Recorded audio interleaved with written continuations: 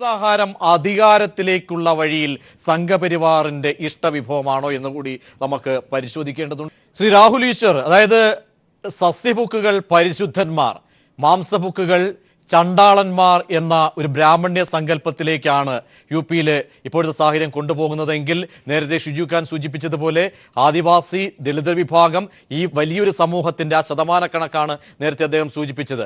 മാത്രവുമല്ല, അവിടെ ഞാൻ നേരത്തെ പറഞ്ഞതുപോലെ അടിയന്തരമായ സാഹചര്യങ്ങൾ ഒക്കെ നമ്മൾ പരിശോധിക്കണം. ഈ കണക്കുകളൊക്കെ തന്നെ യാഥാർത്ഥ്യം സത്യമായി പ്രകടമായി നിൽക്കുമ്പോൾ ഇതിലെ സംശയത്തിനിട നൽകുന്ന പല സാഹചര്യങ്ങളും ചൂണ്ടിക്കാണിക്കാൻ കഴിയുന്നുണ്ട്. രാഹുൽ ഈശ്വർ,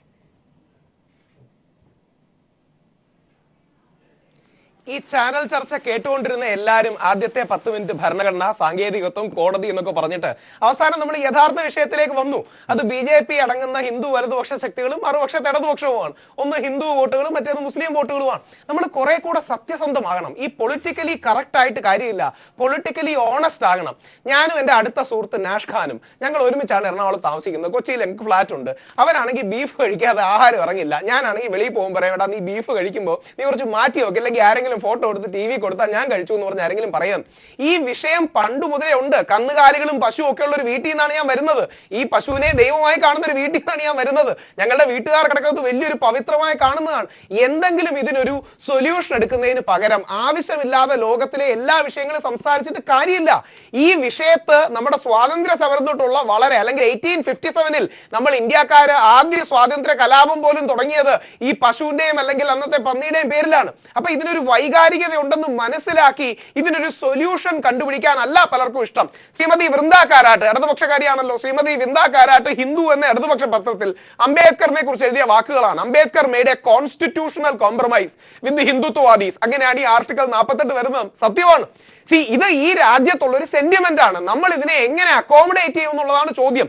ഇതല്ലാതെ ഇത് പരസ്പരം പോളറൈസിങ് വിഷയമാക്കിയിട്ട് കാര്യമില്ല. അതുകൊണ്ട് ഈ വിഷയം നമ്മൾ രാഷ്ട്രീയത്തിനപ്പുറം രാഷ്ട്രത്തിന് വേണ്ടി സംസാരിക്കുന്ന, ഈ വിഷയത്തിന്റെ വൈകാരികതയും സെൻസിറ്റിവിറ്റിയും മനസ്സിലാക്കുന്ന ഒരു സൊല്യൂഷനെ കുറിച്ച് ചിന്തിക്കാതെ ഇത് എന്നും പരസ്പരം വിഘടിപ്പിക്കുന്ന രീതിയിൽ, അതാത് പ്രത്യേക കോൺസ്റ്റിറ്റ്യുവൻസികളെ വോട്ട് ബാങ്കുകളായി മാറ്റുന്ന ഒരു സ്ട്രാറ്റജി ഏത് പാർട്ടി ചെയ്തിട്ടും കാര്യമില്ല. അതുകൊണ്ടാണ് ഞാൻ പറഞ്ഞത് ഇതിന്റെ ഒരു സൊല്യൂഷനെ കുറിച്ച് ആലോചിക്കണം. നേരത്തെ ചെഗുവേര, കാൾമാർക്സിനെ പോലെ ഇന്ത്യ വരാതല്ല പറഞ്ഞത്. ഇന്ത്യയിൽ വന്ന് ഇന്ത്യയിലെ ഗ്രാമങ്ങളുടെ സാഹചര്യങ്ങൾ കണ്ടാണ് 1951 ജൂണും ജൂലൈയിലും അദ്ദേഹം ഈ അഭിപ്രായം പറഞ്ഞത്. അതുകൊണ്ട് പശു എന്ന ഏകകത്തിൽ കോർത്തെടുക്കാൻ, അല്ലെങ്കിൽ ജനങ്ങളെ, അല്ലെങ്കിൽ വോട്ട് കോർത്തെടുക്കാൻ അവിടെ സംഘപരിവാർ വ്യക്തമായ അജണ്ട മുന്നോട്ട് വെച്ചിരുന്നു. ആ യാഥാർത്ഥ്യം കൂടി ശ്രീ രാഹുൽ ഈശ്വർ കാണണം. ദാദ്രി പോലും അതിന്റെ ഒരു ഭാഗമായിരുന്നില്ലേ? ഇവിടെ രാഷ്ട്രീയം മാത്രം കാണുകയല്ല, കാണേണ്ടി വരുന്നു. ദാദ്രി അടക്കമുള്ള കാര്യങ്ങൾ നമ്മുടെ രാജ്യത്തിനേറ്റ വിഷമമാണ്. ദാദ്രിയിൽ പക്ഷേ BJP അതിനെ തള്ളിപ്പറഞ്ഞിട്ടില്ല. വളരെ അംഗീകാരത്തോടു കൂടി മാത്രമേ BJP നേതാക്കൾ അതിനെ കണ്ടിട്ടുള്ളൂ. ഇന്ത്യയിലെ നല്ലൊരു ശതമാനം ആൾക്കാരുടെ കണ്ണ് നിറഞ്ഞിട്ടുണ്ട്. സ്വന്തം അച്ഛൻ മരിച്ചു കിടക്കുമ്പോൾ എന്താ അതിനെക്കുറിച്ച് അഭിപ്രായം എന്ന് ചോദിച്ചിട്ട് പോലും ആ ഒരു സൈനിക ബാക്ക്ഗ്രൗണ്ട് ഉള്ള വ്യക്തി പറഞ്ഞത് സാരേ ജഹാൻ സേ അച്ഛാ ഹിന്ദുസ്ഥാൻ ഹമാരാ എന്നാണ്. അവിടെയാണ് ഈ വിഷയത്തിന്റെ സത്യസന്ധത കണ്ട് ഈ വിഷയം ശ്രീനാരായണ ഗുരുദേവനും ഗാന്ധിജിയും വിവേകാനന്ദനും അടക്കം ശക്തമായി ഉയർത്തിയ വിഷയമാണ്. ഇതിന്റെ ചരിത്രപരമായ വൈരുദ്ധ്യം എന്താണെന്നറിയാമോ? സവർക്കർ എന്ന ഹിന്ദുത്വത്തിന്റെ പിതാവ് കൗ പ്രൊട്ടക്ഷനെയും കൗ വർഷിപ്പിനെയും തള്ളിക്കളഞ്ഞൊരു വ്യക്തിയാ. എന്നാൽ അവിടെയാണ് ഇതിന്റെ കോംപ്ലക്സിറ്റി. അങ്ങ് നേരത്തെ പറയുന്ന ഈ ബ്രാഹ്മണിക്കൽ എന്ന് പറയുന്ന സാധനം, പണ്ട് ഒരു വിഭാഗം ബ്രാഹ്മണർ ഈ ബീഫ് അടക്കം കഴിച്ചിരുന്നു. ബുദ്ധനാണ്, ഈ ലെഫ്റ്റുകാർക്ക് ഏറ്റവും ഇഷ്ടമുള്ള ബുദ്ധനാണ് ഈ രീതിയിൽ നോൺ വയലൻസ് വേണമെന്നും കാറ്റൽ വെൽത്ത് സംരക്ഷിക്കണമെന്നും ബുദ്ധിസത്തിന്റെ വളർച്ച കൊണ്ട് അവിടെ മുന്നോട്ട് പോയപ്പോൾ തന്ത്രപരമായ നിലപാട് എന്തായാലും അവിടെ ബ്രാഹ്മണ്യത്തിന് എടുക്കേണ്ടി വന്നു. അത് ചരിത്രമാണ്. ഞാൻ താങ്കളിലേക്ക് തിരിച്ചെത്താം. ശ്രീ രാഹുൽ ഈശ്വർ, ആ പോളിസി താങ്കൾ എന്തായാലും വ്യക്തമാക്കണം. കാരണം സൗദ്ദേശപരമായിട്ടുള്ള ഒരു താങ്കളുടെ നിലപാടാണെങ്കിൽ താങ്കൾ മുന്നോട്ട് വയ്ക്കുന്ന പോളിസി എന്തായാലും ചർച്ചയിൽ വരണം. ശ്രീ ഗോപാലകൃഷ്ണനിലേക്ക് ഞാൻ വരുന്നതിന് മുൻപ് ശ്രീ ഫക്രുദ്ദീൻ അലി, ഈ കണക്കുകളൊക്കെ നമുക്ക് കാണേണ്ടതുണ്ട്. അതോ വെറുതെ സംഘപരിവാറിന്റെ മുകളിലേക്ക് ചാർത്തുകയാണോ ഈ പശുവിന്റെ രാഷ്ട്രീയം, അല്ലെങ്കിൽ മാംസത്തിന്റെ രാഷ്ട്രീയം? UP-യിൽ യോഗി ആദിത്യനാഥ് വന്നതുകൊണ്ട് അദ്ദേഹത്തിന്റെ വാക്കുകൾ അതൊക്കെ ഒരുപക്ഷെ സ്വാഭാവികമായി അന്ന് പറഞ്ഞതായിരിക്കും. പക്ഷേ ഇന്ന് അദ്ദേഹത്തിന്റെ ഒരു ഔദ്യോഗിക പദവി ആണ് അദ്ദേഹത്തിന് നൽകിയിരിക്കുന്നത്. അവിടെയും അദ്ദേഹത്തെ നിങ്ങൾ ഒക്കെ വിമർശനാത്മകമായിട്ട് ഇടതുപക്ഷം കാണുന്നത് കൊണ്ടാണോ, അതോ യാഥാർത്ഥ്യങ്ങൾ ഈ പറഞ്ഞ രീതിയിൽ, അല്ലെങ്കിൽ അതിലൊരു വൈരുദ്ധ്യം ഉണ്ടോ? അല്ല, ഇതിൻ്റെ ഒരു കാര്യം വെച്ചാൽ കേരളത്തിൽ ഈ സംഘപരിവാരമായിട്ട് ബന്ധപ്പെട്ട് ചർച്ചയിൽ പങ്കെടുക്കുന്ന വലതുപക്ഷക്കാരല്ലാത്ത ആളുകൾ ഏറ്റവും ഓപ്പണായിട്ട് സംഘത്തിന് കാണുന്ന ഒരാളാണ് ഞാൻ. അത് ഗോപാലകൃഷ്ണൻ പറഞ്ഞാൽ രാഹുലിനും അറിയാം. ഇതിൽ രാഹുൽ വന്ന കാര്യമുണ്ട്, ചെഗേര ഇവിടെ വന്നു എന്നുള്ളതല്ല, എവിടെയെല്ലാം പോയി എന്നുള്ളത്. അപ്പോൾ മുസ്ലിം ഏരിയ അല്ലെങ്കിൽ നോർത്ത് ഈസ്റ്റുള്ള ട്രൈബൽ ഏരിയയിലൊക്കെ പോയിട്ടുണ്ടെങ്കിൽ ഇതേ പെർസ്പെക്റ്റീവ് ആയിരിക്കില്ല അദ്ദേഹത്തിന് കിട്ടുക. ഇന്ത്യയുടെ സമഗ്രത മറ്റു യൂറോപ്യൻ രാജ്യം അദ്ദേഹം കണ്ട ബ്രസീൽ പോലെ അല്ലെങ്കിൽ ഇംഗ്ലണ്ട് പോലെയല്ല. ഒരുപാട് ദേശങ്ങൾ, ഒരുപാട് ഭാഷകൾ, ഒരുപാട് വ്യത്യസ്തമായ ആചാരങ്ങളുള്ള സ്ഥലം. ഉദാഹരണമായിട്ട് ഈ ഉത്തരേന്ത്യ ചില ആഘോഷങ്ങളായിട്ട് ബന്ധപ്പെട്ട് ഈ രാവണനെ ഹോളിയോ ദീപാവലി എന്ന് തോന്നുന്നു, രാവണനെ ചുട്ടുന്ന പ്രതീകാത്മകമായി ചുട്ടുകൊല്ലുന്ന പരിപാടിയുണ്ട്. അതിനിടെ അടുത്ത മഹാരാഷ്ട്രയിൽ ഒരു വിഭാഗം ആളുകൾ സമരം ചെയ്തു. കാരണം വെച്ചാൽ രാവണൻ ഞങ്ങളുടെ ദൈവമാണ്, ഇത് ഞങ്ങൾ സമ്മതിക്കില്ല എന്ന് പറഞ്ഞുകൊണ്ട്. ഇതാണ് ഇന്ത്യയുടെ വൈവിധ്യം. ഈ വൈവിധ്യങ്ങളെല്ലാം കൂടെ നാനാത്വത്തിലേക്ക്, ഇതിനെയാണ് ഞാനും രാഹുലും ഒക്കെ വളരെ കൃത്യമായി റെപ്രസെന്റ് ചെയ്യുന്നത്. രാഹുൽ ഇതിൽ പറഞ്ഞ ഒരു പോയിന്റ് വളരെ കൃത്യമാണ്. നമ്മളങ്ങോട്ട് അടിച്ചോണ്ട് കാര്യം ഇതൊരു പരിഹരിക്കണം. ഇത് പരിഹരിക്കേണ്ടത്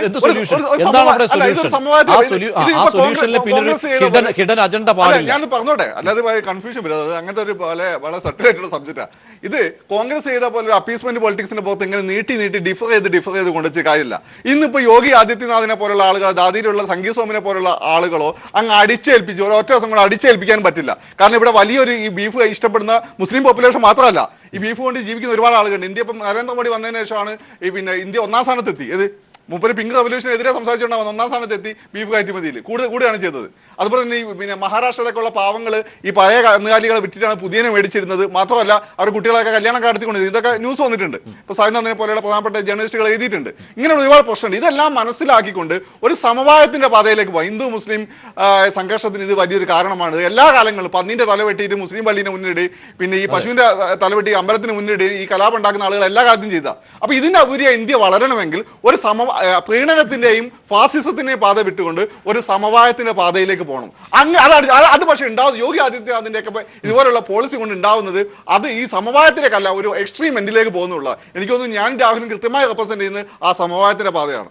യെസ്, ആ സമവായത്തിന്റെ പാത കാണേണ്ടതുണ്ടോ ശ്രീ ഗോപാലകൃഷ്ണൻ? താങ്കൾ പറഞ്ഞു അവിടെ ഒന്നുമേ സംഭവിച്ചിട്ടില്ല, കൈരളി TV മാത്രമാണ് ഇത് ചർച്ചയ്ക്ക് എടുക്കുന്നത്. അവിടെ നാളെ വ്യാപാരികളൊക്കെ വലിയൊരു സമൂഹം, ഒരാൾ സമരത്തിന് പോയാലും അതൊരു വലിയൊരു വിമത സ്വരം തന്നെയാണ്. അവിടെ അവരെയൊക്കെ തന്നെ ഒരുപക്ഷെ പറഞ്ഞ് മനസ്സിലാക്കാൻ കഴിയാത്ത ഒരു സാഹചര്യത്തിലേക്ക് പോകുന്നുണ്ടെങ്കിൽ അതൊരു അപകടമായി ചിത്രീകരിക്കപ്പെടില്ലേ ദേശീയ മാധ്യമങ്ങളടക്കം ഈ വിഷയം ഏറ്റെടുക്കുന്നത് കൊണ്ട് തന്നെ? എന്താണ് താങ്കളുടെ മറുപടി ശ്രീ ഗോപാലകൃഷ്ണൻ? പ്രജീഷ്, എനിക്ക് എൻ്റെ വളരെ അടുത്ത സുഹൃത്താണ് രാഹുൽ ഈശ്വരൻ. പക്ഷേ രാഹുൽ ഈശ്വർ ഈ കൈരളി ചാനലിൻ്റെ ട്രാപ്പിൽ പോയി വീഴുന്ന കാണുമ്പം എനിക്ക് വിഷമമുണ്ട്. കാരണം ഒരു അക്കാഡമിക് ചർച്ചയല്ല. കൈരളി ചാനലിന് ഈ ബീഫിന്റെ രാഷ്ട്രീയം മലപ്പുറം തെരഞ്ഞെടുപ്പുമായി ബന്ധപ്പെട്ടതാണ്. അതുകൊണ്ട് വീണ്ടും അത് താങ്കൾ മലപ്പുറത്തേക്ക് കൊണ്ടുവരില്ലേ? ദയവായി കൊണ്ടുവരില്ലേ? എത്ര അക്കാഡമിക് ചർച്ച നടത്തിയാലും ഞാനിത് പറഞ്ഞോട്ടെ, എന്റെ അഭിപ്രായം പറയട്ടെ, ഒന്ന് വെയിറ്റ് ചെയ്യേ. അക്കാഡമിക് ചർച്ചയാണെങ്കിൽ അക്കാഡമിക് ചർച്ച നടത്തേണ്ടത് ഇങ്ങനെയല്ല. നിങ്ങൾ അക്കാഡമിക് ചർച്ച വെക്ക്, ആ അക്കാഡമിക് ചർച്ചയിൽ ഞങ്ങൾ പങ്കെടുക്കാം. അല്ല, അവിടെ ഒരു പോളിസി അല്ല, അവിടെ രാഹുൽ ഈശ്വർ മുന്നോട്ട് വെക്കുന്ന ഒരു പോളിസി ഉണ്ട്, സമവായത്തിന്റെ പോളിസി. എത്ര നാൾ നമ്മൾ ഇങ്ങനെ കടിച്ച് ചതച്ച് കൊണ്ടുപോകും? പകരം എല്ലാവരും വിശ്വാസത്തിലെടുത്തൊരു പോളിസി രൂപപ്പെടണം. അതാണ് അദ്ദേഹം അതിനുള്ള പോളിസി. അദ്ദേഹത്തിലേക്ക് ഞാൻ തിരിച്ച് മടങ്ങിയെത്താം. അദ്ദേഹത്തിന് വ്യക്തമായ ഒരു കാഴ്ചപ്പാട് അക്കാര്യത്തിൽ ഉണ്ടാകും. സാർ പറഞ്ഞോളൂ. ഒരു മിനിറ്റ്. അല്ല, ഞാനൊന്ന് പറഞ്ഞോളൂ. അതായത് ഞാൻ രാഹുൽ ഈശ്വരോട് പറഞ്ഞു എന്ന് മാത്രമേ ഉള്ളൂ. കാരണം ഇതിന്റെ പിന്നിലുള്ളത് ബീഫിന്റെ രാഷ്ട്രീയമാണ്. ഒന്ന്. രണ്ട്, രാഹുൽ ഈശ്വർ മാംസം കഴിക്കണ്ടാവില്ല. ഗോപാലകൃഷ്ണൻ മാംസം കഴിക്കുന്ന ആളാ. ഗോപാലകൃഷ്ണൻ BJP-യുമാണ്, RSS-ഉമാണ്. ലക്ഷക്കണക്കിന് ആൾക്കാർ മാംസം കഴിക്കുന്നവരാണ് RSS-കാര്. അതുകൊണ്ട് മാംസത്തിന് വിരുദ്ധരൊന്നുമല്ല ഞങ്ങൾ.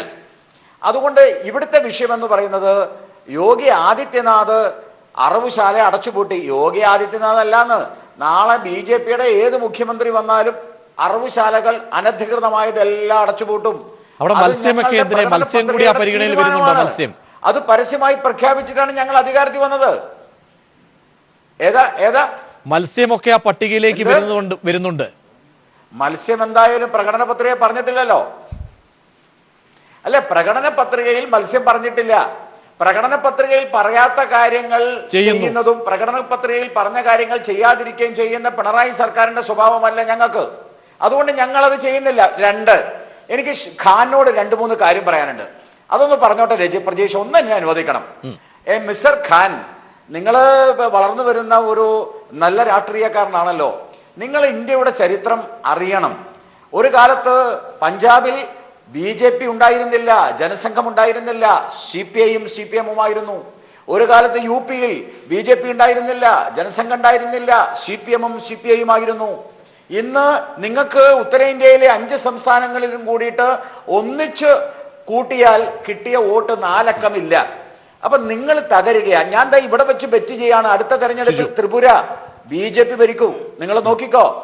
ഇതാണ് ഇന്ത്യയുടെ പശ്ചാത്തലം. അതിന് നിങ്ങൾ വെറുതെ കയറിയിട്ട് കാര്യമില്ല. ഇന്ത്യയിലെ മഹാഭൂരിപക്ഷം അംഗത്തിനാണെങ്കിലും 100 അംഗത്തിനാണെങ്കിലും എല്ലാവർക്കും അനുവദിക്കപ്പെടുന്ന സമയവും എല്ലാവരും പറയുന്ന കാര്യങ്ങൾ സ്വീകരിക്കപ്പെടുന്ന ജനാധിപത്യമാണ് ഇന്ത്യൻ ജനാധിപത്യം. ഞാൻ ശ്രീ ഗോപാലകൃഷ്ണൻ മറുപടി പറയാം. അദ്ദേഹം എല്ലാ ചർച്ചകളുടെയും ഒന്നുകിൽ അദ്ദേഹം പറഞ്ഞതിന് ശേഷം എനിക്ക് അവസരം തരൂ പ്രതീഷ്, ഞാൻ പറയാം. ഞാൻ കേട്ടില്ല അങ്ങനെ പറഞ്ഞത്. പറഞ്ഞോളൂ, ചുരുക്കി. അതാണ് നല്ലത്. പിന്നെ ആഫ്റ്റർ നെഹ്റു ഹൂ എന്ന് ചോദിച്ചപ്പോൾ ആഫ്റ്റർ നെഹ്റു AKG എന്ന് പറഞ്ഞതാ. ഇന്ന് ഇന്ത്യയിൽ ബോധമുള്ള ഒരാളും AKG എന്ന് പറഞ്ഞിട്ട് ഇടതുപക്ഷത്തിന്റെ ഒരാളുടെ പേരും പറയില്ല. രണ്ടാമത്തെ കാര്യം, നിങ്ങൾ പറഞ്ഞു മുസ്ലിമാനെ ഞങ്ങൾ വല്ലാതെ മുസ്ലിം സമൂഹത്തെ ഒന്നുമില്ല. നാഗപ്പൂരില് ഞങ്ങൾക്ക് ഭൂരിപക്ഷം. പക്ഷെ ആരാണ് അവിടുത്തെ നാഗപ്പൂരിലെ തെരഞ്ഞെടുക്കപ്പെട്ട മേയർ? മുസ്ലിമാ. അബ്ദുൽ കലാമിനെ ഇന്ത്യയുടെ രാഷ്ട്രപതിയാക്കിയതോ BJPയാ. ഞങ്ങൾ മുസൽമാനാണോ ക്രിസ്ത്യാനിയാണോ പാർസിയാണോന്ന് നോക്കാറില്ല. ഞങ്ങൾ ഇന്ത്യയുടെ മക്കള്, ഇന്ത്യ എന്ന വികാരം, ഇന്ത്യ എന്ന വിചാരം. നിങ്ങൾക്ക് ഈ ഇടതുപക്ഷക്കാർക്ക് നമ്മുടെ ഖാന് ഇന്ത്യ എന്ന വികാരമില്ല. പ്രതീക്ഷ അങ്ങനെ നിങ്ങൾ പറയുമ്പോൾ ചുരുക്കാൻ പറ്റില്ല. ശ്രീ ഗോപാലകൃഷ്ണൻ പറഞ്ഞ ചോദ്യങ്ങൾക്ക് വിശദമായ മറുപടി പറയാം. അതായത് എല്ലാ ചർച്ചകളിലും ശ്രീ ഗോപാലകൃഷ്ണന്റെ രീതി, അദ്ദേഹം വന്നിരിക്കുന്നവരെ ചരിത്രം പഠിപ്പിക്കും. എന്നോട് തന്നെ ഒരു 4-5 വട്ടം ചരിത്രം വായിക്കണമെന്ന് പറഞ്ഞാൽ ഞാൻ ചരിത്ര വിദ്യാർത്ഥിയും ചരിത്രം വായിക്കുന്ന ആളുമാണ് ശ്രീ ഗോപാലകൃഷ്ണൻ. പിന്നെ താങ്കൾ ഇന്ത്യയിലെ പാർലമെന്റിലും അതുപോലെ മറ്റിടങ്ങളിലും ഇടതുപക്ഷത്തിന് ശക്തി കുറവാണെന്നുള്ള കാര്യവും BJPയുടെ കടന്നുവരും. BJP മുന്നോട്ട് വെക്കുന്ന രാഷ്ട്രീയം വർഗീയതയിലും വർഗീയ ചേരിതിരിപ്പിലും അധിഷ്ഠിതമാണ് ശ്രീ ഗോപാലകൃഷ്ണൻ. അതാണ് യാഥാർത്ഥ്യം. 2 ഇടതുപക്ഷം വളരെ വലിയ നിങ്ങളെപ്പോലെ ഇന്ന് രാജ്യത്ത് പാർലമെന്റിലെ അംഗങ്ങളുടെ കാര്യത്തിലൊന്നും വലിയ ശക്തിയല്ല. പക്ഷേ ഇടതുപക്ഷം മുന്നോട്ട് വെക്കുന്നത് പുരോഗമനപരവും ജനാധിപത്യപരവുമായിട്ടുള്ള മൂല്യങ്ങളാണ്. ആ മൂല്യങ്ങളാണ് രാജ്യത്ത് പിന്തുടരേണ്ടത്. പിന്നെ ശ്രീ ഗോപാലകൃഷ്ണൻ ദേശീയതയെക്കുറിച്ചും രാജ്യത്തിന്റെ ചരിത്രത്തെക്കുറിച്ചും പറഞ്ഞല്ലോ. ഇന്ത്യൻ ദേശീയത എന്ന് പറയുന്നത് മതനിരപേക്ഷതയിൽ അധിഷ്ഠിതമാണ്. നിങ്ങൾ രാജ്യത്ത് നടത്തിക്കൊണ്ടിരിക്കുന്നത് മതനിരപേക്ഷതയെ തകർക്കുന്ന നിലപാടാണ്. അതാണ് ഞങ്ങൾ വിമർശിക്കുന്നത്.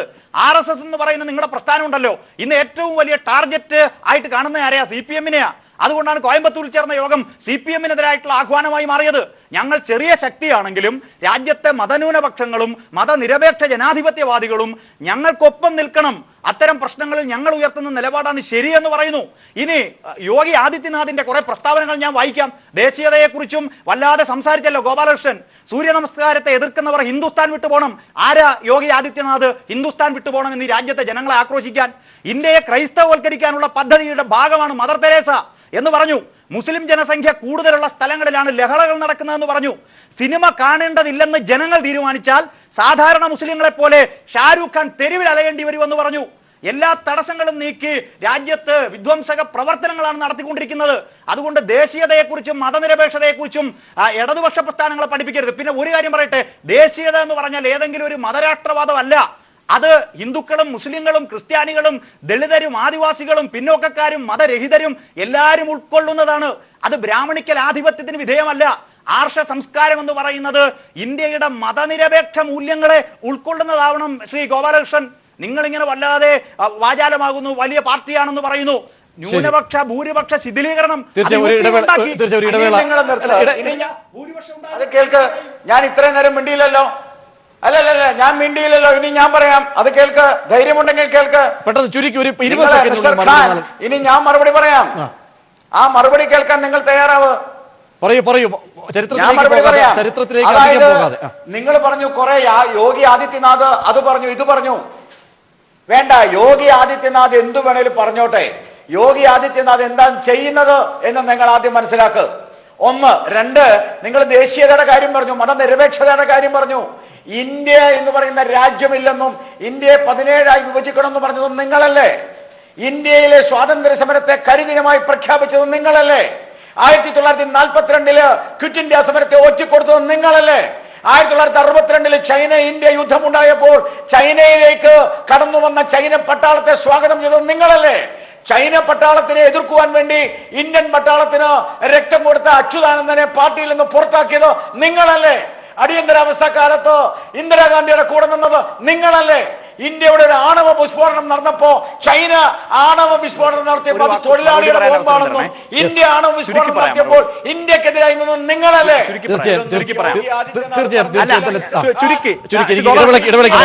ചുരുക്കി പറയാം, 1942 ക്വിറ്റ് ഇന്ത്യ സമരകാലത്ത് ക്വിറ്റ് ഇന്ത്യ സമരത്തെ ഒറ്റുകൊടുക്കുകയല്ല ഇന്ത്യയിലെ കമ്മ്യൂണിസ്റ്റ് പാർട്ടി ചെയ്തത്. രണ്ടാം ലോക മഹായുദ്ധത്തിന്റെ പ്രത്യേകമായിട്ടുള്ള സന്ദർഭത്തിൽ സാമ്രാജ്യത്വത്തെ പരാജയപ്പെടുത്താനുള്ള സമീപനം സ്വീകരിക്കണമെന്ന് പറഞ്ഞു. 1948 ചേർന്ന കമ്മ്യൂണിസ്റ്റ് പാർട്ടിയുടെ രണ്ടാം കോൺഗ്രസ് 1942 സമീപനത്തെ സംബന്ധിച്ച് പരിശോധിച്ചു. ഇനി ഇന്ത്യയുടേതെന്നും ചൈനയുടേതെന്നും പറയുന്ന പ്രദേശങ്ങളെ സംബന്ധിച്ചുള്ള സമീപനം നയതന്ത്രത്തിൽ അധിഷ്ഠിതമാണ്. അത് തീവ്ര സങ്കുചിത ദേശീയതയിൽ അധിഷ്ഠിതമല്ല. അന്ന് ഇടതുപക്ഷം കമ്മ്യൂണിസ്റ്റ് പാർട്ടി പറഞ്ഞ സമീപനമാണ് ഇന്ന് അംഗീകരിക്കപ്പെട്ടത്. അടിയന്തരാവസ്ഥയുടെ ചരിത്രം ഗോപാലകൃഷ്ണൻ വായിച്ചിട്ടില്ല. അടിയന്തരാവസ്ഥക്കെതിരെ പോരാട്ടം ഈ രാജ്യത്ത് നടത്തിയത് CPIM-ന്റെ നേതൃത്വത്തിലാണ്. അത് നിങ്ങൾ ഓർമ്മിക്കണം. അടിയന്തരാവസ്ഥയുടെ വടുക്കൾ പേറിയാണ് ഇന്ത്യയിലെ കേരളത്തിലെ CPIM-ന്റെ പ്രവർത്തകർ നിൽക്കുന്നത്. അതുകൊണ്ട് ഞാൻ പറയട്ടെ, അവിടെ പിന്നെ നിങ്ങൾക്കറിയാം, രാജ്യത്തെ ബ്രിട്ടീഷുകാർക്ക് പാദസേവ ചെയ്തു കൊടുത്ത ആരാണ്? 1947 വരെയുള്ള ഇന്ത്യ സ്വാതന്ത്ര്യ സമര ചരിത്രത്തിൽ അങ്ങയുടെ സംഘം RSS കൊതുകടിയേറ്റ് ചോരയൊലിച്ച് നിങ്ങളെ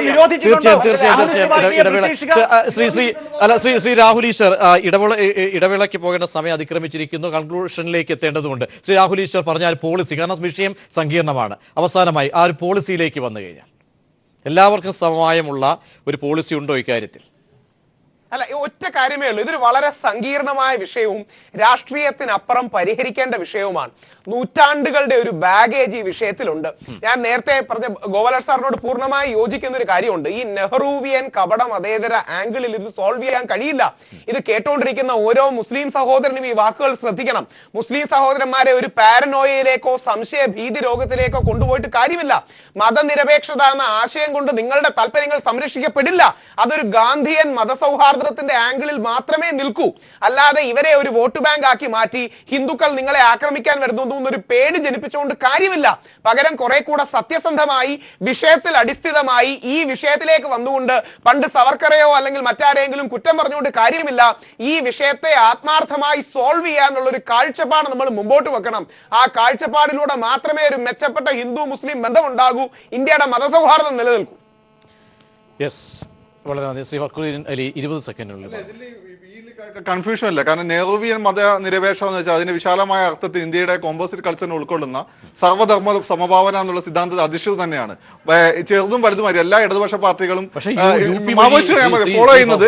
UP വഴി ഈ ഒരു അപകടം വരുമോ എന്ന് ഭയപ്പെടുന്ന വലിയൊരു വിഭാഗമുണ്ട്. അല്ല, UP വഴി സ്വാഭാവിക ഒരു തീവ്ര ഹിന്ദുത്വ ലൈനിന് ശക്തി പ്രാപിക്കാനുള്ള ഒരു സാഹചര്യമുണ്ട്. പക്ഷെ അതിനെ മറികടക്കുന്ന ഇന്ത്യയുടെ ഛന്ദസ്, ആ ഛന്ദസ് എന്ന് വെച്ചാൽ അത് നമ്മുടെ സനാതന ധർമ്മങ്ങൾ അധിഷ്ഠിതമായിട്ടുള്ള സർവ്വധർമ്മ സമഭാവന എന്നുള്ള കോൺസെപ്റ്റാണ്. ആ സർവ്വധർമ്മ സമഭാവന എന്നുള്ള കോൺസെപ്റ്റിനെ യൂറോപ്യൻ രീതിയിൽ ഫാസിസ്റ്റ് വൽക്കരിക്കാനും തീവ്ര ഇസ്ലാമിസ്റ്റുകളെ പോലെ ഫാസിസ്റ്റ് വൽക്കരിക്കാനുള്ള ശ്രമമാണ് ഇവിടെ ഫ്രിഞ്ച് എലമെന്റ്സ് ആയിട്ട് RSS ചില വിഭാഗങ്ങൾ ശ്രമിക്കുന്നത്. അതിനെ അംഗീകരിച്ചു കൊടുക്കാൻ പറ്റില്ല. പിന്നെ ഈ പറഞ്ഞ അപ്പീസ്മെന്റ് പൊളിറ്റിക്സ്, അത് പിന്നെ ഈ പറഞ്ഞ കോൺഗ്രസും കളിച്ചിട്ടുണ്ട്, അതുപോലെ തന്നെ RSS കളിക്കുന്നു. ഇപ്പൊ യോഗി ആദിത്യനാഥ് മുഖ്യമന്ത്രി ആക്കിയത് അപ്പീസ്മെന്റ് പൊളിറ്റിക്സ് തന്നെയാണ്, ഹിന്ദുത്വ അപ്പീസ്മെന്റ് പൊളിറ്റിക്സാ. ഈ അപ്പീസ്മെന്റ് പൊളിറ്റിക്സ് കൊണ്ട് നമുക്ക് കാര്യമില്ല. സർവ്വധർമ്മ സമഭാവന എന്നുള്ള നമ്മുടെ സനാതന സങ്കല്പത്തിൽ അധിഷ്ഠിതമായി, നമ്മുടെ സനാതനമായ മതനിരപേക്ഷ സെക്കുലർ സങ്കല്പത്തിൽ അധിഷ്ഠിതമായി ഇത് പരിഹരിക്കാൻ പറ്റും. തീർച്ചയായും ശ്രീ ഗോപാലകൃഷ്ണൻ, അങ്ങനെയുള്ള പരിഹാരങ്ങളൊക്കെ തന്നെ സങ്കീർണമാണ്. പക്ഷേ അതിനേക്കാൾ ഉപരി സംഘപരിവാറിന്റെ ഒരു രാഷ്ട്രീയം കൂടി ഇക്കാര്യത്തിൽ ഒളിഞ്ഞിരിപ്പുണ്ട്. അതെല്ലാവർക്കും വ്യക്തമാണ്. UP-യിലും സെക്കുലർ ആയിട്ടാണ് BJP മുന്നോട്ട് പോകുന്നത്. സെക്കുലർ ആയിട്ടാണ് BJP-യുടെ രാഷ്ട്രീയം മുന്നോട്ട് പോകുന്നത്. ഖാൻ പറയുന്നത് പോലെയുള്ള കാഴ്ചപ്പാടാണെങ്കിൽ ഇന്ത്യ മുഴുവൻ CPM ഭരിക്കണമായിരുന്നു. എന്തായാലും അങ്ങനെ പ്രത്യാശ പ്രകടിപ്പിക്കാൻ നാളെ തെരുവിലേക്ക് ഇറങ്ങുന്ന വലിയ വിഭാഗം വ്യാപാരികളോട് എന്ത് പറയും UP സർക്കാർ? അതും ഒരു ചോദ്യം തന്നെയാണ്. ചർച്ചയിൽ പങ്കെടുത്ത എല്ലാവർക്കും ഷിജു ഖാൻ, ഒപ്പം Fakhruddin Ali, Rahul Easwar, advocate B Gopalakrishnan BJP നേതാവ് നന്ദി അറിയിക്കും. വയനാട് മാനന്തവാടി തലപ്പുഴയിൽ 8 വയസ്സുകാരായ 3 കുട്ടികൾ പീഡനത്തിനിരയായി. കുട്ടികളെ പീഡിപ്പിച്ചത് പ്രായപൂർത്തിയാകാത്ത 3 പേരെന്നാണ് സൂചന. സംഭവത്തെക്കുറിച്ച് പുൽപ്പള്ളി സിയുടെ നേതൃത്വത്തിൽ അന്വേഷണം തുടങ്ങി. 3ാം ക്ലാസ്സിൽ പഠിക്കുന്ന 8 വയസ്സുള്ള ഒരാൺകുട്ടിയും 2ലുമാണ് പീഡനത്തിനിരയായത്.